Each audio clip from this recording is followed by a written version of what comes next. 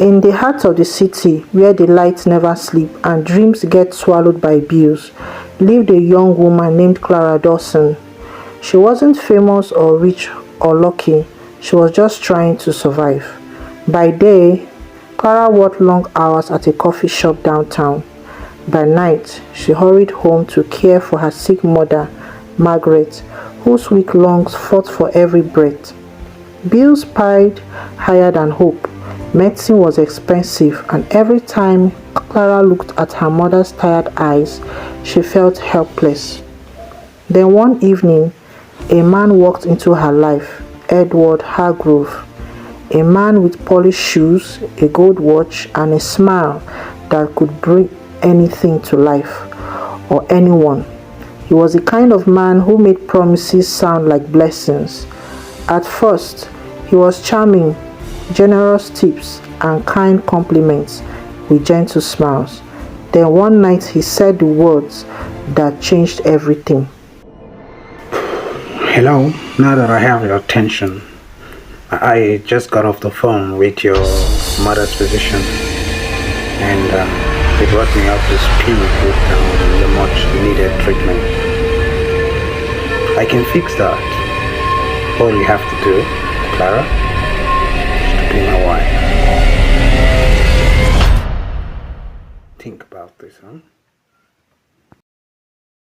Clara froze.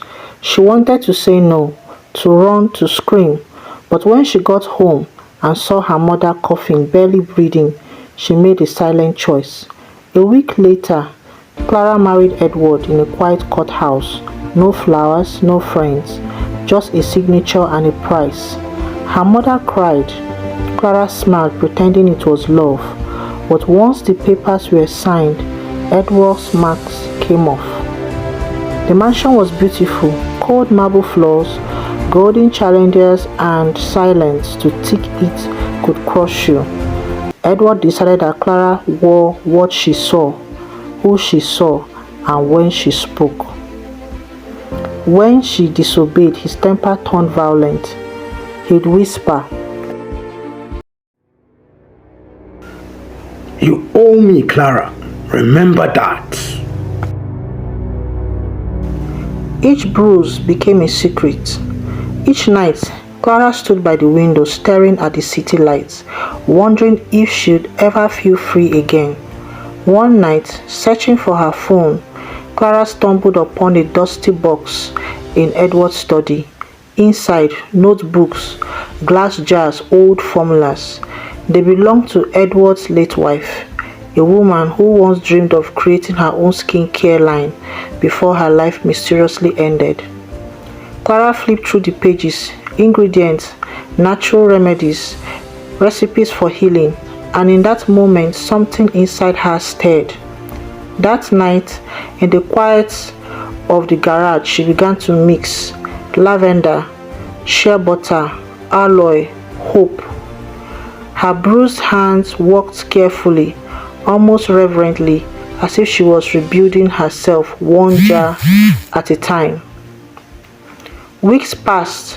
One evening, Clara tried her cream on a bump, and it healed faster than she thought possible. She smiled for the first time in months. Then she shared it with her old friends at the cafe, women who still believed in her. They loved it. Soon, word spread.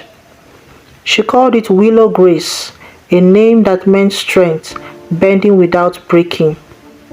From a small apartment kitchen, Clara started her business, one jar, then 10, then hundreds. Women across the city shared her products online. Her inbox overflowed. Her courage grew. Every sale felt like a piece of her freedom returning, until one night Edward found out. He stormed into the room, phone in hand, shouting, Woman, let this get into your thick skull. You use my money, my house, my name. Everything you make belongs to me. Copy? But this time, Clara didn't shake. She looked at him in the eye and said quietly, "You don't own me anymore, Edward. You never did." When he tried to strike her again, she caught his wrist, and for the first time, he was the one afraid. That night, Clara walked out and never looked back. The divorce was messy. Edward's lawyers tried to silence her, discredit her, break her spirit again.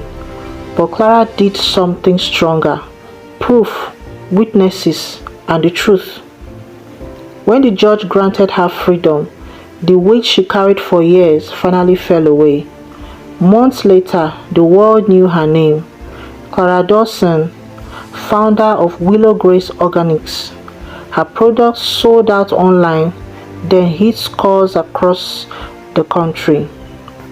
She built her own company, her own home, her own peace.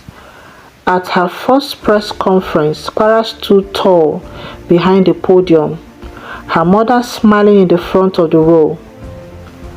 Sometimes, what breaks us builds us. No woman should ever have to choose between the love of her life and freedom. We are stronger than what tries to silence us.